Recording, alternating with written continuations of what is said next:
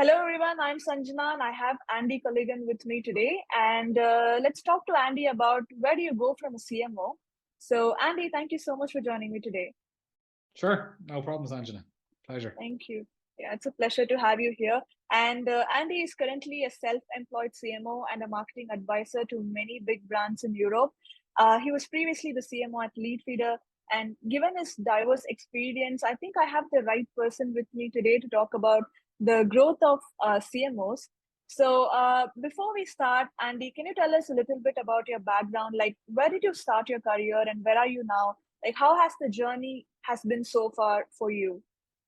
Sure. So I started my career in sales actually. So I've always been sort of a natural born seller, I would say. It's always been in me to sell.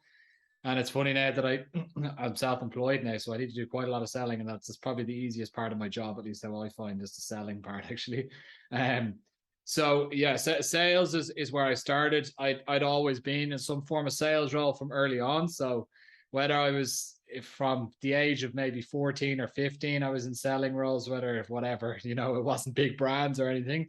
But I went from doing things like selling cutlery and picture frames and different things like that when I was in uni then to being an SDR at a company that was offering loyalty solutions. So, but offline loyalty solutions. Nowadays, I work with some companies that do online loyalty solutions, but that's a different story. And I started as an SDR and just really understood how to start creating dial lists, how to start doing some form of email marketing or email outreach. And then following there, I went into account management. So like more of an external seller rather than an internal selling role. So I was actually, going out and meeting prospects and looking to sell loyalty solutions to them. And then following that, I was basically a project manager in a company that, or I managed, you can call it, I managed a company that was part of that same organization that was really focused on being a competitor with the likes of Groupon. If you remember Groupon, I Yeah, don't yeah, even know if it I still do. exists, but we had built a brand that had been competitive with Groupon in Ireland, and we did that mostly by email marketing. So I actually started to understand email marketing more and more. And this is very early on in the days of email. So we're talking about 2008. So it's quite like 14 years ago. It was the early days of email marketing Yeah. platforms. There wasn't a huge amount on the market. There were, I think, MailChimp were around, but we weren't using MailChimp. We didn't have any budget. So we decided that we wanted to have some form of email platform. So we made our own. So myself and a developer created our own email marketing platform and basically just started this daily deal service, which involved me doing some SDR work, picking up the phone and negotiating contracts and deals with suppliers across Ireland. And then we would then send out an email out to our database, which we had grown over time via different routes, ads, etc., via the website, and get that email out to people.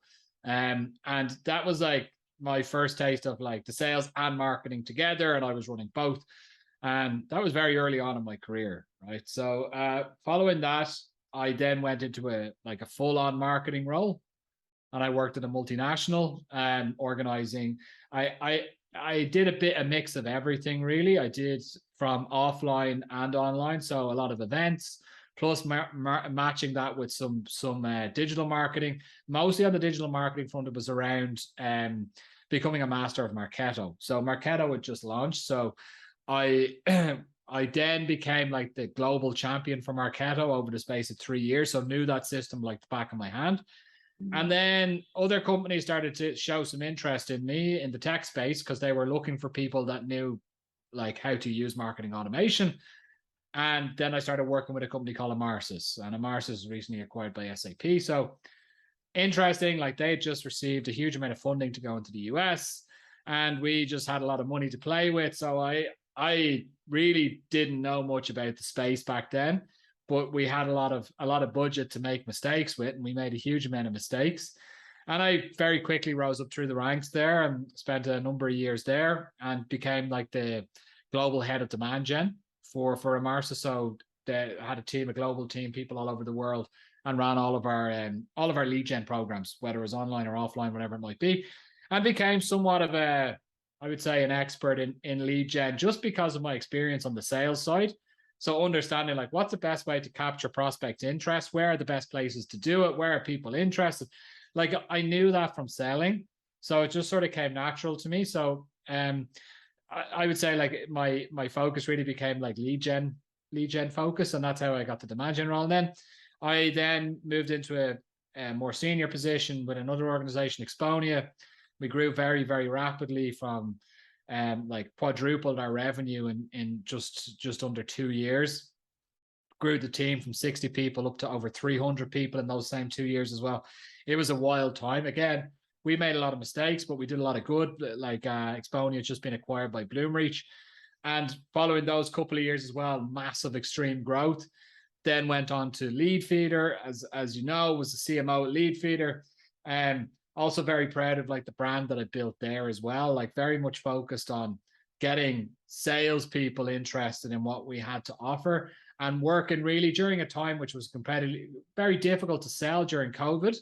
So we cut back a lot of budgets, and what we decided to do is just start riding on the coattails of some influencers in the sales space. So started working with people like Daniel Disney, Morgan Ingram, Katie Dorsey. There's so many more that we did like a lot of webinars with, but started gathering interest from thousands of people for week in, week out for webinars that we were running. We just kept on doubling down on things like that. And we created quite a solid brand off the back of that. And I left Leadfeeder about just a bit over a year ago. So June of last year, I left Leadfeeder and started my own business, andyculligan.com. And I'll be very honest, like I left Leadfeeder and I was a bit exhausted after a very, I would say, not difficult time for the business, but an interesting time just given COVID, etc. And like wary of what we can spend and how we can grow, etc. And just very, very wary. And a lot of that was like a lot of the things that we were doing required a bit of heavy lifting from myself as well as the rest of the team, not just me, but it was a lot.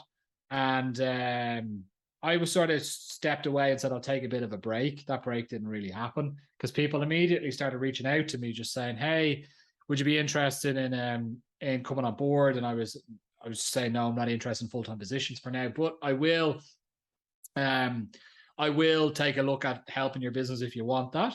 And that's how andyculligan.com was born. So since then, as you mentioned, I've been working with a number of different brands across Europe and the US. Actually, it's interesting. More and more US focused companies coming my way now as well. So I'm working with companies over in the US. And I offer really everything from being sort of that CMO figure in your organization to advising founders on maybe the next phase of growth, which is the next way to go, helping sales teams build outbound and inbound efforts, helping the marketing team focus on the right things.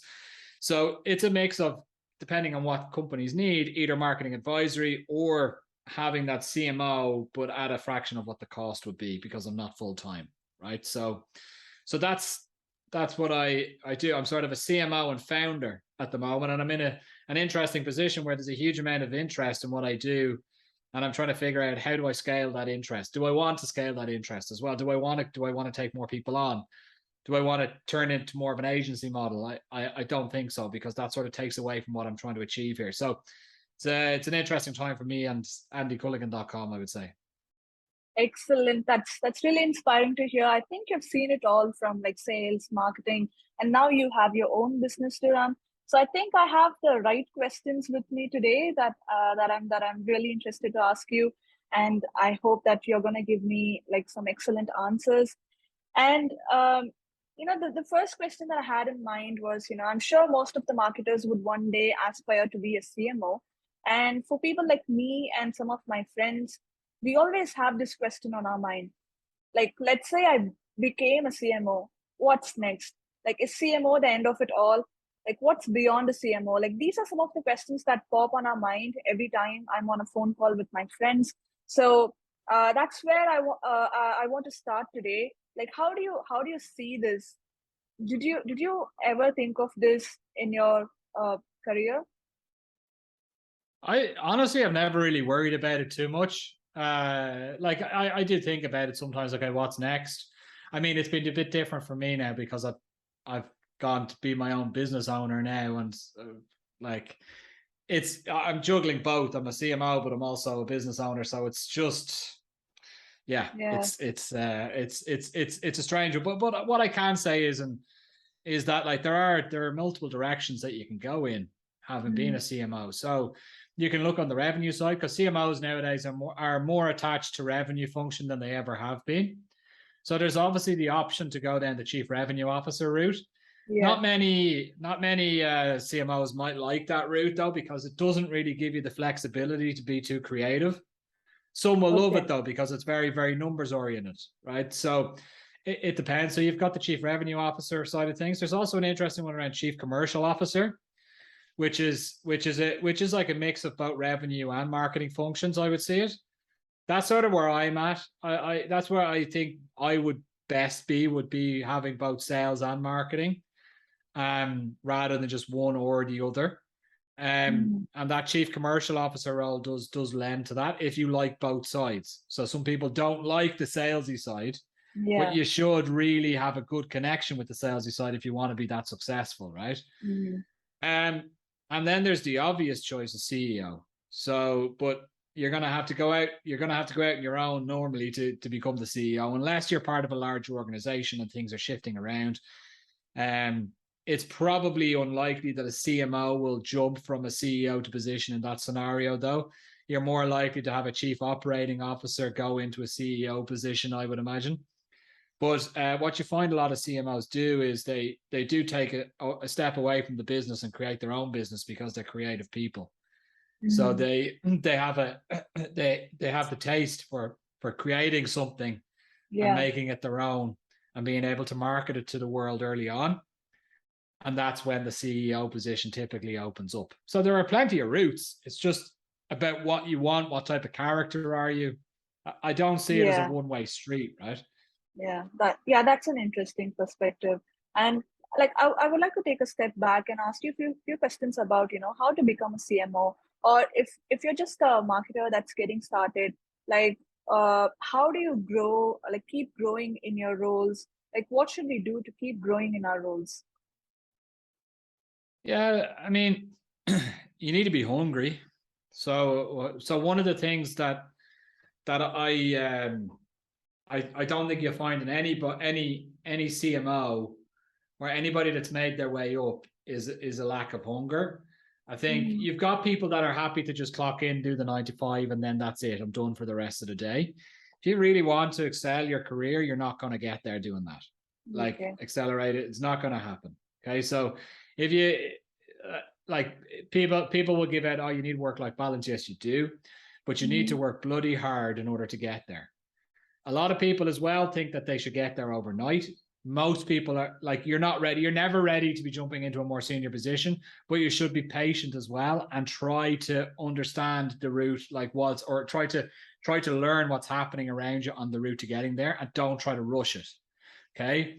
So there's a mix of working bloody hard, then opportunities will open up for you.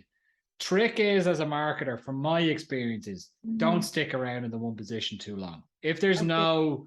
If there's no possibilities opening for you in your organization, nowadays you will find a vast array of opportunities elsewhere that will enable you then to jump to the next stage in your career. Don't Yeah. hold off. Don't feel like, oh, I won't be ready for that for another 2 or 3 years. Like, stick in a position for about 2 years, and if it looks like it's not going anywhere after those 2 years, then look to make a jump. Would Got be it. my advice there, right? So yeah, there's that, like there's that road that's how I got there. I was in a position, and I seen a more senior position open up. People started showing interest. I was already in the role 2 years. And I looked at it saying, okay, Adam Arsis, things are good, but I'm not going to take the next jump forward here. So I need to go find something else. And just so happened somebody was knocking at my door at Exponia. So I took that job opportunity. Right. It was the same at Exponia. I was VP marketing. There was no role of CMO in sight. And Leadfeeder came knocking at the door with a CMO role. So I jumped based on that. I was at Exponia for 2 years, and then I jumped to the new role of CMO over at Leadfeeder. So I think you need to work bloody hard. That will open up opportunities for you. And a lot of people say like you're lucky. Like I was lucky in certain stages of my career, but at the same time, there's also the old adage of making your own luck by working hard. And honestly, like I'll give you one example, and I'm pretty sure this is the reason why one of the reasons I got promoted at Amarisis early on was because the then CMO arrived here. I'm based in Vienna in Austria. He arrived, an American guy arrived here, and I knew that nobody else from the office was going to be there when he showed up at the office at 8 o'clock in the morning. I knew that was going to be the case. So I showed up at 7:30, right? I knew it was going to be a long day. I knew that I was going to have to go out for dinner with him in the evening. But the very first impression I gave him was like, I'm the first one here and the last one out. And I'll be able to give you an insight into what's happening in the organization. Like, so I worked extra hard just to give that impression. But that bit of hard work that I did and that bit of like, hey, like, think about it, that enabled me then to gain his trust. And very quickly he promoted me. Got right? It. Yeah. And that one moment made a big difference in my career. Right. That one specific moment, me turning up to the office an hour and a half earlier than everyone else, actually helped me get a promotion. It didn't get anybody else promoted. It got me promoted. And that's what actually was a stepping stone to everything else in my career. Right. There were other factors. I also worked very, very hard prior to that and after that. But there's small micro situations that you can control in order to make sure that your hard work is transforming into that look. Right. Yeah. So yeah. Got it. And how do you identify if you're ready for a promotion? Should you wait for the company to reach out to you and give you the promotion that you want, or should you be asking for it? Put pressure on. So there's a fine balance, right? So what you don't want to do is like be at a company for 2 months and be like, why am I the king of the world or the queen of the world here? Right? That's just only going to piss people off. But if you've been in a role for a year, you should be starting to ask questions. You should be like, if you're doing a good job, like if the hunger is there and you're working hard, what is the reason for you to not be promoted? Like, are you like, first of all, there may not be the possibility within an organization. That's one thing, right? But if the possibility is there and you're getting overlooked and you're working hard, then I'll be asking myself, am I in the right organization? Okay. Yeah. So you sometimes need to put the pressure on. Yeah, but there's always going to be like, feedback on what you have to improve. That's gonna be there even if you're a CMO, right? So like when someone gives you that feedback, like how do you tell them that, okay, I'll improve on that, but then how do I get promoted? I want a promotion right now. Like how do you like put pressure in these kind of situations? You need to look at what the feedback is. So if the feedback is really tangible feedback that you can actually do something with, which typically it's not. Like a lot of the time feedback can be so, right? It's like it's questionable. Like you ask for feedback and they try to come up with some things that are actually feedback, right? Typically, like the appraisals process in most organizations is pretty poor. Okay. Like unless it's a very well-established organization, it's got a very well-established process. But if we're talking about B2B tech startups or scale-ups, like where most of our experience is, chances are that the appraisals process is not particularly well defined. It's okay, but not particularly well defined. Now, if there's certain pieces of feedback in there, like that you can action on and do something about, like it's very difficult to say when, like the time that you're going to get a promotion is when a job opening happens. That's typically when a promotion will come about, or there's a change in direction of team and things open up, right? The company's growing. That's typically when opportunities will land on the door. The company's not growing, then you're unlikely to find any opportunities opening up. Even you can get the best feedback in the world, but if the opportunity is not there, why would you get promoted? Yeah. Right. So I wouldn't look at it as a promotion. I wouldn't be like, oh, I'm getting paid more or I'm getting a new title. I'd be looking at it, how do I get more experience with a new challenge? So as things expand, new challenges open up and you'll be looking to take more on your plate and getting more experience. That will then lend yourself to a new role within the company if the company's going to open up a new role for you, or a new role elsewhere based on the experience that you've just gained from that expansion. As things retract, if you're not expanding, if you're retracting, then everything retracts. The amount of challenges that you're going to take on are not necessarily going to lend yourself to be promoted internally, but you could get something externally based on the experience that you've had going through that tough situation of a company retracting, right? So a promotion is like, I don't want us to focus too much on being like, I need to find promotions in my career in order to be successful. I think you need to remain engaged and you need to remain challenged, and you should be looking for new challenges as they arise. Typically, as new challenges come on, that's when things are growing within the organization. And if you're able to stand up and take those challenges head on, that's when things like title changes and cash and everything gets better, right? But if the company's not growing and new challenges are not presenting themselves, then it's time to go somewhere else. Yeah. All right. Thank you for giving us that perspective on promotions. And now, in your introduction, you said that you became an expert in marketer when the marketing automation space was evolving.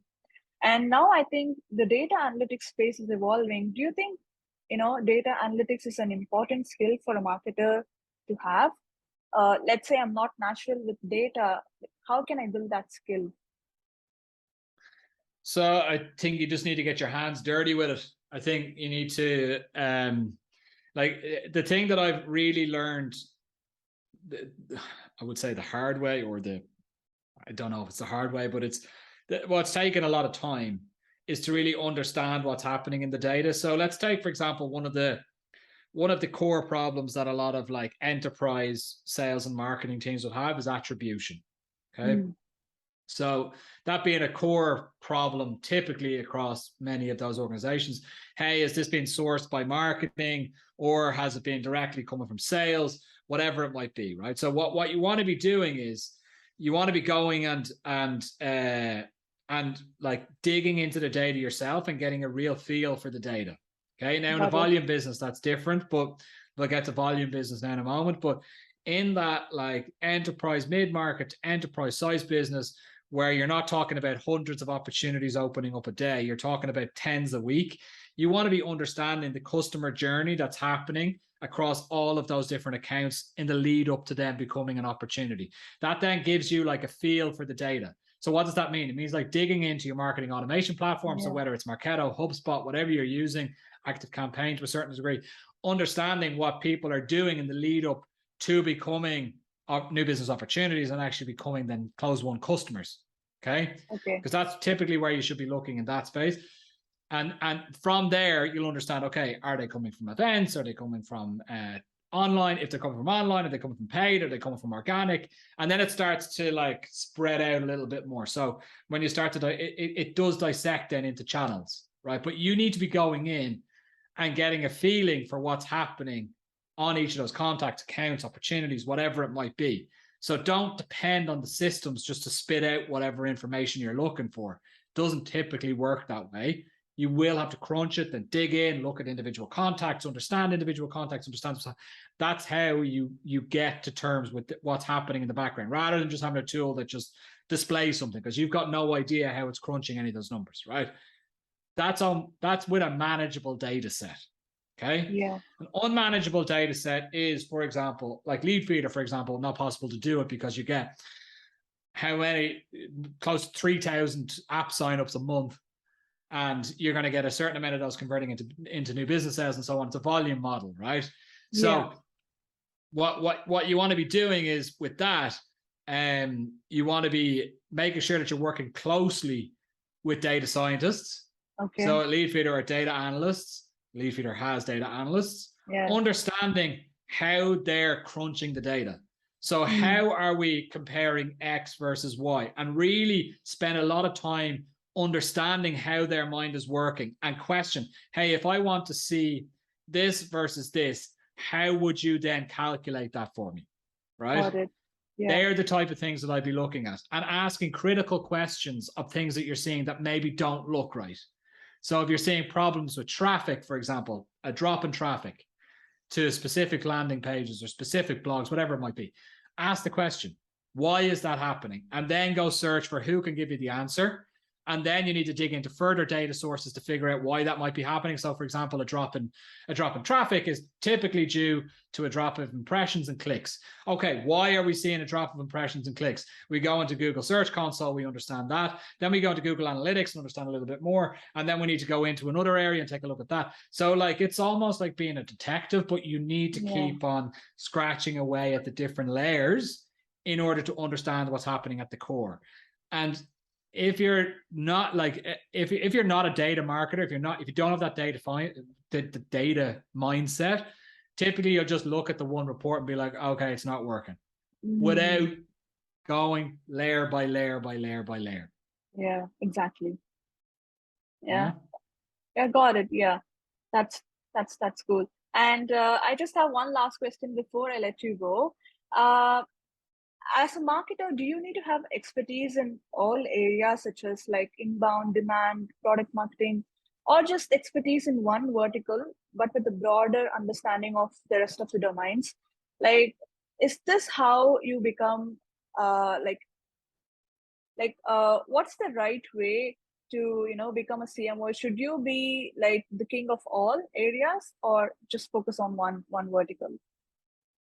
So I think it's unlikely that you're going to be able to be an expert in all areas. So have you ever met a CMO that's been a head of content, head of demand gen, head of product marketing, head of design, head of brand? Like, it's so unlikely, right? Yeah. I think though, one good route to it though, to a quicker route, again, it's my experience to getting there, is with that demand gen role, because typically most companies are looking at the numbers, and demand gen is a focus on the numbers.